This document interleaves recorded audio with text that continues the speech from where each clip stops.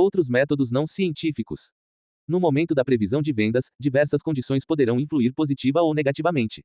Essas influências poderão gerar grau de incerteza alto, médio ou baixo. O importante é saber neutralizar as influências minimizando as incertezas. Desse modo, mesmo um método não científico deverá ser apoiado em uma metodologia que neutralize a subjetividade da análise ambiental no momento da previsão. Os métodos classificados como não científicos estão baseados em extrapolação de dados. Existem 3 métodos muito utilizados: listagem de fatores, extrapolação e construção de cenários. 1. Listagem de fatores. Esse método consiste na análise dos fatores que afetam direta ou indiretamente a previsão, permitindo que se estimem de forma simples as vendas futuras da empresa. O perigo desse método reside na sua simplicidade, que pode induzir a previsões errôneas. 2. Extrapolação. Com base em dados passados de vendas, da análise das sazonalidades das vendas e da interpretação dos ciclos de vendas é possível projetar uma previsão de vendas. Há aplicações até sofisticadas do método de extrapolação, mas é preciso ter cuidado com as séries históricas de dados a serem extrapolados, face às variações de vendas devidas à flutuação dos negócios e diversas outras influências decorrentes do meio ambiente econômico, como os planos do governo, Cruzado, Bresser, Verão, Collor, Real, etc. 3. Construção de cenários. O modelo de construção de cenários assemelha-se a um modelo de simulação, entretanto, é um modelo totalmente diferente. Muitos autores alegam que o modelo de cenários não é modelo de previsão. Mas a construção de cenários pode ser perfeitamente utilizada em previsão de vendas e com uma vantagem: incorpora as incertezas futuras. O modelo construção de cenários deve considerar, entre outros, os seguintes eventos. 4. Levantamento de dados históricos de vendas da empresa. 5. Análise e seleção de objetivos da empresa que podem afetar a previsão. 6. Identificação de variáveis ambientais que tenham correlação com as vendas da empresa, como taxa de inflação, consumo de determinados bens e serviços, etc. Ponto e vírgula. 7. Seleção das variáveis internas que possam afetar a previsão de vendas, como capacidade de produção, matérias-primas disponíveis, recursos financeiros, etc. Ponto e vírgula. 8. Análise das variáveis selecionadas. 9. Cálculo da previsão de vendas com base na análise de cenários. Técnicas quantitativas. As técnicas de previsão quantitativas usam abordagem mais científica para estimar vendas. Dentre os métodos mais usados destacam-se teste de mercado, análise de mercado e curva exponencial. Teste de mercado. A técnica quantitativa de teste de mercado é usada com frequência quando se pretende estimar vendas de um novo produto. O teste consiste em estabelecer um pequeno número de áreas para teste de mercado em diversas regiões. Assim, em cada região é praticado um preço diferente e são realizados esforços promocionais distintos. Com base nesse experimento, pode-se concluir qual o preço que obteve a melhor aceitação e quais esforços promocionais foram mais eficazes.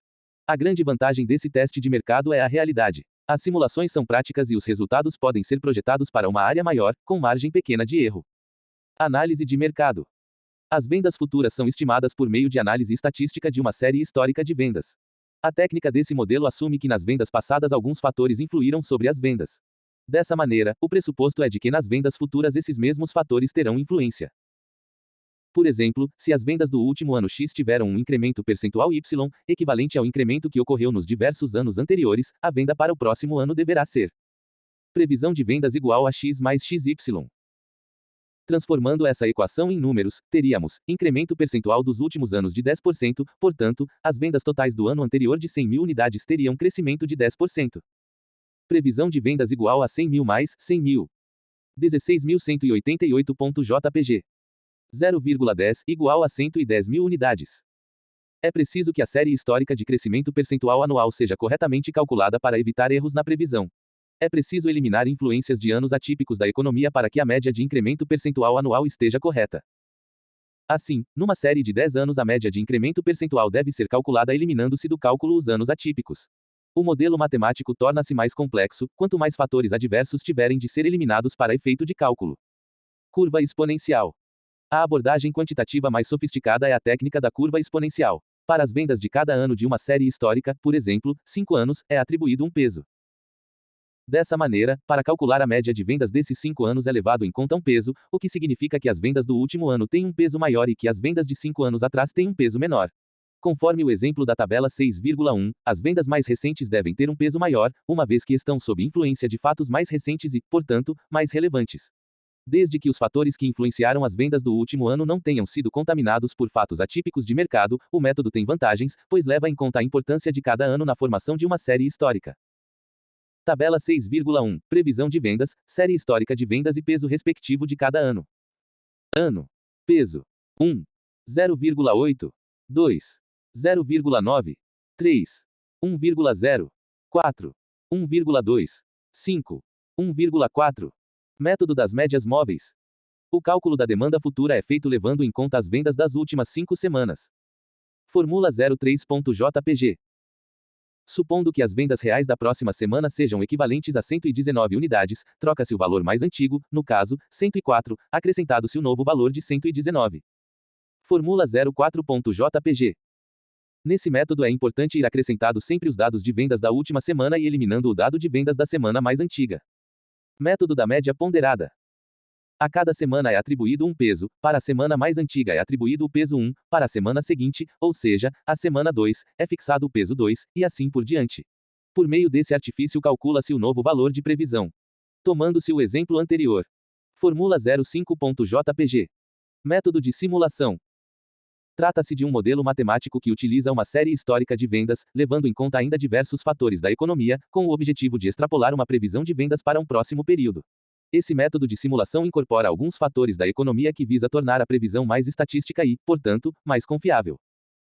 Ao agregar outras variáveis ao modelo de previsão, minimiza-se o risco de previsões realizadas com base exclusivamente em vendas passadas. Assim, diversos fatores podem ser levados em consideração no método de simulação, como renda da população, renda disponível para consumo, preços de mercado e PIB, entre outros.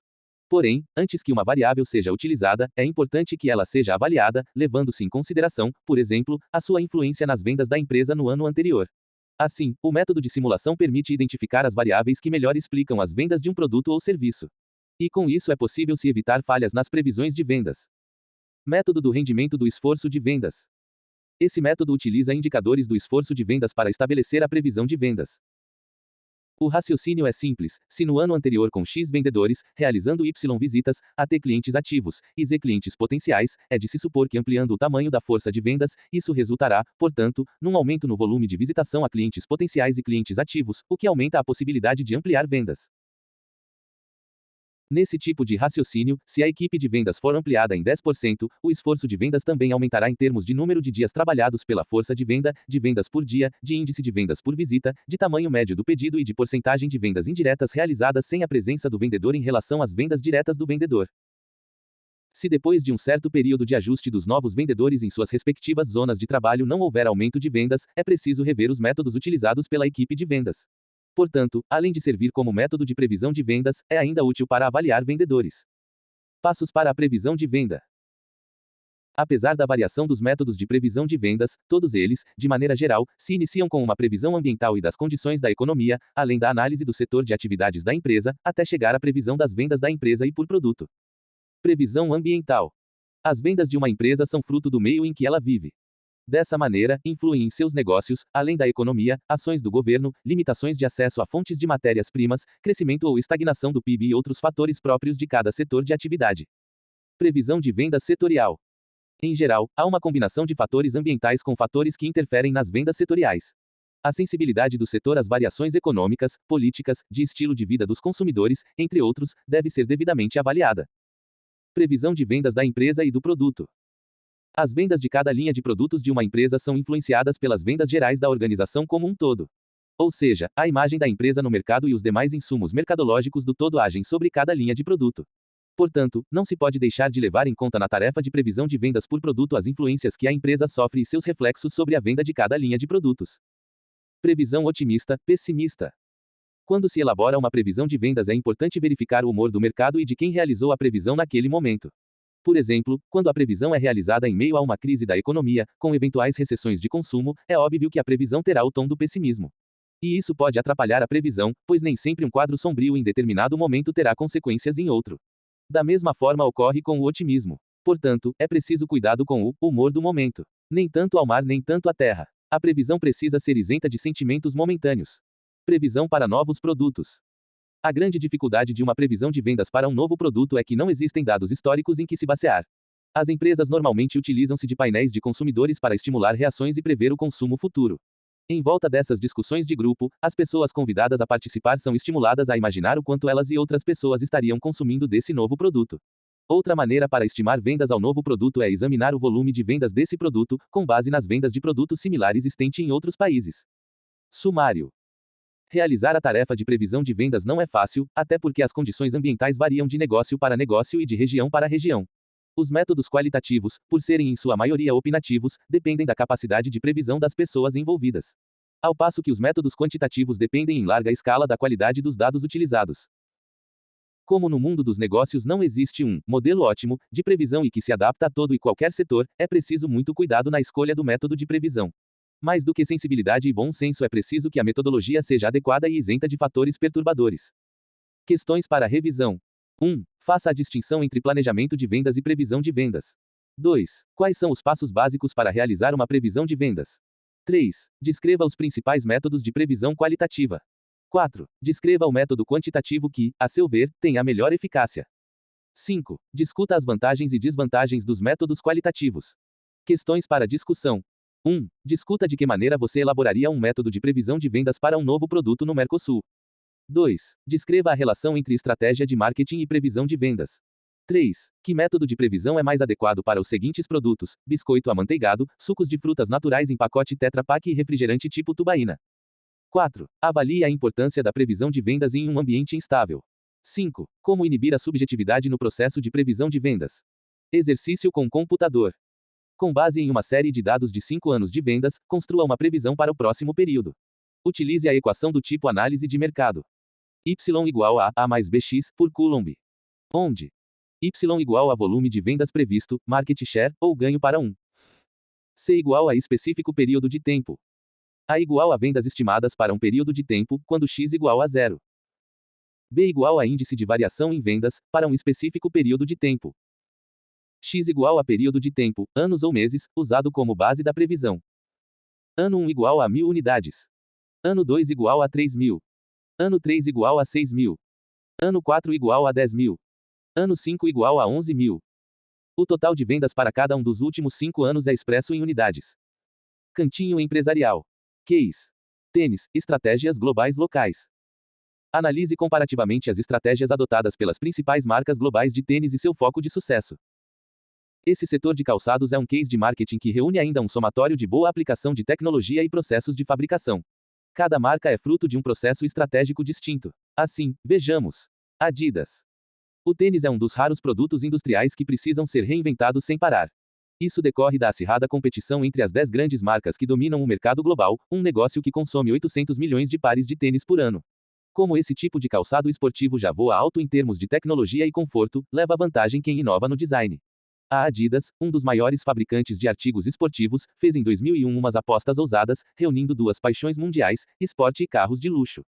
A fábrica alemã da Adidas delegou ao estúdio de design da Audi, em Simi Valley, na Califórnia, a tarefa de projetar o tênis de basquete Kobe, que leva o nome do jogador Kobe Bryant, craque do Los Angeles Lakers. O desafio dos designers não era apenas fazer um calçado bonito, mas criar uma réplica para os pés do Audi TT, um carro esportivo que faz sucesso desde que foi lançado em 1998. O resultado é um tênis com uma aparência insólita, sem emenda, sem costuras, como se de fato se tratasse de uma carroceria de automóvel. A frente lembra bastante a grade do veículo, e o refletor de luz próximo ao calcanhar reproduz a cor âmbar da lanterna do TT. Como o carro, o tênis é um objeto direcional, associado à velocidade e ao conforto. É por isso que os mesmos princípios dinâmicos e proporções de um veículo podem ser aplicados a um calçado. A associação entre automóveis e velocidade é quase natural. Como os carros, os tênis vendem, sobretudo pela imagem de esportividade que os envolve, mantendo uma relação de plágio com sentido.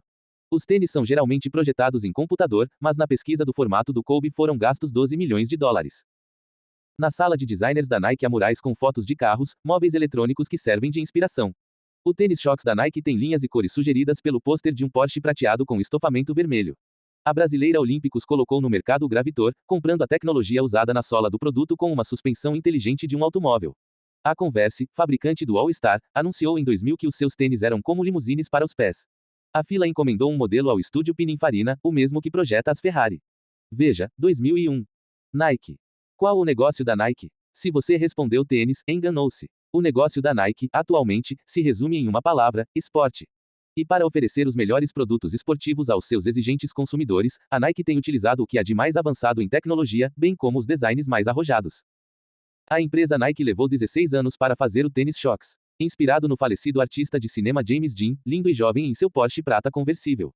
Mas o projeto começou muito antes. Em 2001 finalmente foi lançada a tecnologia Shox, um sistema extremamente moderno utilizando colunas em forma de molas nos solados de seus tênis. A história da marca mais famosa do mundo. www.administradores.com.br Vangevaldo, 8 de março. 2008. Em 1984, os pesquisadores da empresa inspiraram-se em uma pista de Cooper montada na Universidade de Harvard, nos Estados Unidos. Thomas McMahon, professor de Biologia e Mecânica Aplicada, havia colocado, em 1977, molas sob o piso da pista. Percebeu que, com o impulso, o tempo dos corredores melhorava em média 3%, ao mesmo tempo que diminuía a ocorrência de lesões. O próprio professor passou um período sabático de 4 meses para ajudar os pesquisadores da Nike a desenvolver o primeiro protótipo do tênis com molas de aço. Para a Nike, o solado do tênis passou a um solado de fibra de carbono, acompanhando o desenho de ondas. Em 1986 lançou um suporte vazado. No ano seguinte, algo parecido com um trampolim. Apesar de inspirado na Fórmula 1, tinha o inconveniente de não suportar o peso do atleta e se quebrar. Foi por essa época, 1987, que a empresa decidiu centrar suas forças no que se tornaria um grande sucesso, a linha Nike Air. Foi somente quando puseram em prática tudo o que era possível sobre a tecnologia Air que os pesquisadores abriram um lugar de honra novamente para o Shox em suas pranchetas. O corpo do calçado ganhou entrelaçados de materiais novos, zíperes, estampados modernos. Tênis parecidos com sandálias, ou modelos 3 em 1, tênis aparentemente convencionais vão perdendo partes, até transformarem-se em chinelo. Ou seja, podem ser utilizados separadamente em 3 modelos ou em 1. E ainda podem ser comprados modelos personalizados, em relação à cor, e várias partes do modelo Presto, pela internet. A Nike no mundo. No ano fiscal de 2000, a Nike investiu 96,6 milhões de dólares no desenvolvimento de produtos, incluindo design. A parcela do faturamento total da Nike representada por calçados é de 61,8%. O restante do faturamento divide-se em vestuário, 30%, equipamentos, 3,7% e outros produtos, 4,5%. Ou seja, a Nike preocupa-se em oferecer ao seu consumidor esportista tudo o que ele precisa para a prática do esporte. Olímpicos. Marca criada em 1974 pelo Grupo Azaleia, foi relançada no mercado em 1994 após uma parada de 5 anos para competir no mercado global de artigos esportivos. É a marca líder do mercado brasileiro e é ainda a 8ª marca mais vendida no mundo. A Olímpicos produz mais de 80 linhas de tênis e 120 de vestuário e equipamentos esportivos para mais de 20 modalidades. Em 2001, foram fabricados em torno de 10 milhões de pares de tênis, o carro-chefe da marca. A linha Olímpicos responde por cerca de 45% do faturamento do Grupo Azaleia, empresa líder também no mercado de calçados femininos. A internacionalização da marca teve início em 1996, acompanhando a trajetória de globalização da marca Azaleia, exportada para 67 países com marca própria. Posicionada na faixa intermediária do mercado, vem desenvolvendo ações que buscam alavancar os negócios da marca também no segmento premium. Hoje é a patrocinadora do Comitê Olímpico Brasileiro, Confederação Brasileira de Voleibol, Confederação Brasileira de Atletismo, das principais equipes de atletismo e vôlei do Brasil, do campeão argentino de vôlei e dos principais atletas brasileiros nestas modalidades, como Giba e Claudinei Quirino. Mais recentemente, a Olímpicos ainda incorporou o tenista Gustavo Kirten, o Guga, à sua equipe de atletas patrocinados. Esses patrocínios buscam não só a visibilidade de marca, mas principalmente o desenvolvimento de tecnologia para produtos de ponta e o reconhecimento público dessa tecnologia. Todos esses patrocínios garantem que a Olímpicos esteja presente em grandes competições ao redor do mundo o ano inteiro, gerando expectativa da chegada de seus produtos por onde passa. Para fazer levar essa tecnologia ao consumidor final, a Olímpicos lançou em 2001 o sistema anti-impacto Gravitor, desenvolvido em conjunto com ex-engenheiros da NASA e testado em laboratórios de biomecânica ao redor do mundo. Com isso, passa a oferecer em seus produtos os mesmos benefícios antes só oferecidos por seus concorrentes internacionais. Os resultados dessa estratégia aparecem tanto no nível de reconhecimento de marca quanto no volume de negócios gerados. Nos últimos 4 anos, a marca vem se consolidando como a top of mind da categoria, segundo o Datafolha, e desde 1997 lidera com folga o mercado em market share de tênis. Já na linha de vestuário e acessórios, a Olímpicos lidera no mercado de meias, bolsas e caps, sempre oferecendo produtos com inovações voltadas aos consumidores com comportamento esportivo. O faturamento com a marca em 2001 foi de R$300 milhões, um crescimento de 12% em relação ao ano anterior. Para reforçar sua presença no mercado de artigos esportivos, o Grupo Azaleia licenciou no início de 2002 a marca japonesa ASICS, voltada a produtos de alto desempenho esportivo. Reebok. Os calçados esportivos da marca Reebok, feitos na fábrica da Vulcabras no município de Horizonte, no Ceará, a 40 quilômetros de Fortaleza, tornaram-se competitivos o suficiente para concorrer no continente americano e em outras partes do mundo com produtos asiáticos.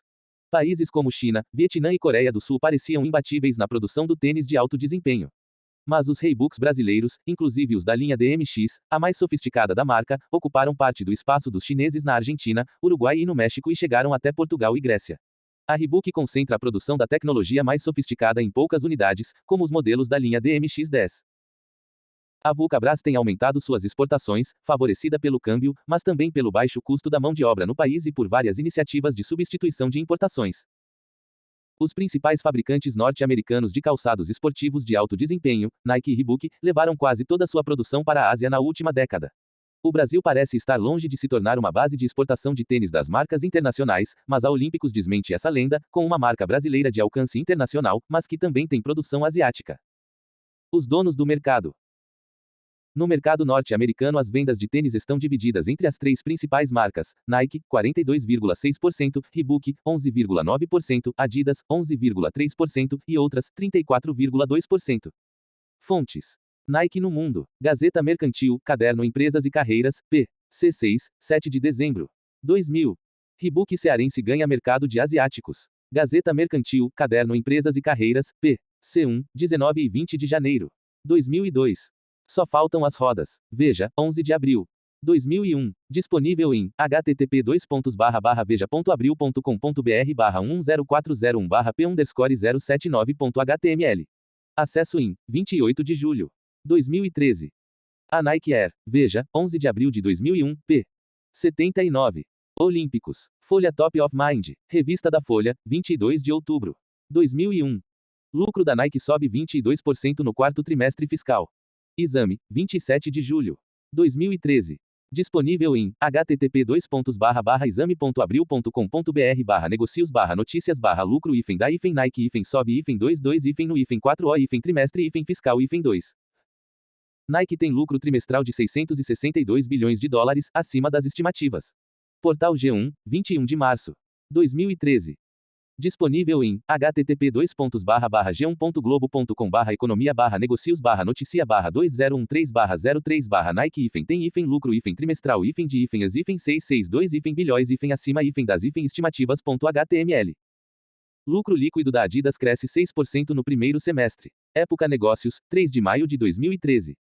Disponível em http://republicanegocio.globo.com/informação/resultados/noticia/2001-3/05/lucro-liquido-da-1-trimestre.html. Questões. 1. Compare as estratégias de lançamento das quatro marcas: Nike, Adidas, Reebok e Olímpicos. Que modelos de previsão de vendas deveriam adotar? 2. De que maneira a Olímpicos deveria conduzir sua ação estratégica para ser a marca preferida no Brasil e nos principais países do mundo? 3. Qual é o segredo da marca Nike? 4. Qual deveria ser o esforço mercadológico da Adidas no Brasil? 5. Foi uma estratégia interessante para a Olímpicos lançar a marca ASICS no Brasil. Abertura Cap 07. CAPI acento agudo TULU. 7. Segmentação de mercado. O mercado é como uma linda mulher, o difícil não é conquistar, é conseguir manter. Maria Helena Matarazzo. Introdução. É importante compreender o comportamento de compra do consumidor para poder identificar e agrupar compradores com perfis semelhantes e, dessa maneira, realizar uma segmentação de mercado. O processo de segmentação de mercado possibilita formulações estratégicas e táticas, visando atender de forma mais ampla e dirigida às expectativas, necessidades e desejos de consumo de cada segmento de mercado. Segundo pesquisas da AC Nielsen, denominada O que pensa o consumidor, realizada em 2001 com 7.699 entrevistados em 5 países, o consumidor brasileiro e latino-americano está mais exigente na relação custo-benefício nas compras em supermercados, mostra-se menos fiel às marcas e está bastante suscetível às compras por impulso, revelou a pesquisa. A pesquisa também revelou que o preço ainda é importante, mas o consumidor está mais preocupado com a relação custo-benefício. Quando ele não tem essa percepção, sua tendência é buscar a marca mais barata. É nesse sentido que as marcas próprias dos varejistas assumem papel importante porque oferecem preços mais atrativos. Marcas líderes perderam 63% de participação